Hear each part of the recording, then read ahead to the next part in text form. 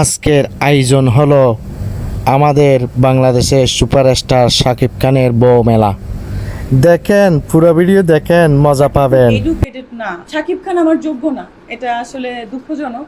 আসলে শাকিব খান কি বলতে চান, আপনার বক্তব্য আছে কিনা কোনো? না, শাকিবকে আমি কিছুই বলতে চাই না। শাকিব যথেষ্ট পরিমাণ ভালো বোঝে এবং সে যে বেটার সেটাই কাজ করেছে। তবে আমি শাকিবকে থ্যাঙ্কস জানাতে চাই যে যেভাবে আমি রাগের বশে করি, জিদের বশে যেটাই করি, সে আমাদের সম্পর্কটাকে যে সুন্দর করে রিসিভ করেছে বা প্রেজেন্ট করেছে বা বাচ্চার দায়িত্ব নেবে, এতে আমি হ্যাপি। আমি কখনোই বিয়ের পরেও বা বিয়ের আগেও আমি চাই না যে আমার দায়িত্ব কেউ নেই। ইভেন আমি যেদিন থেকে আমার প্রফেশনে চলে আসছি সেদিন থেকে আমি আমার নিজ দায়িত্বে চলি। আমার বাবা মার দায়িত্ব আমি ছিল। আমি আমেরিকা থেকে পড়াশোনা করে এসেছি, তো আমি জানি যে সাকিব আল হাসান খান হারল্যান্ড কোম্পানির ডিরেক্টর।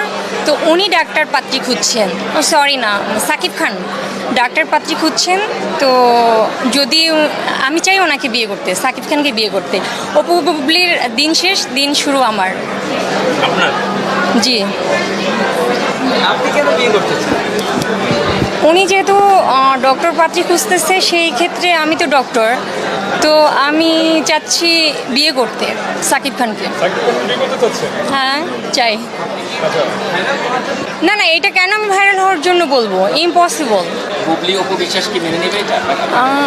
এটা তো ওনাদের সাথে তো আর তার সম্পর্কটা নেই, ওনাদের সাথে কোনো সম্পর্ক নেই তার। সাকিব খানের সাথে কি আপনার যোগাযোগ আছে?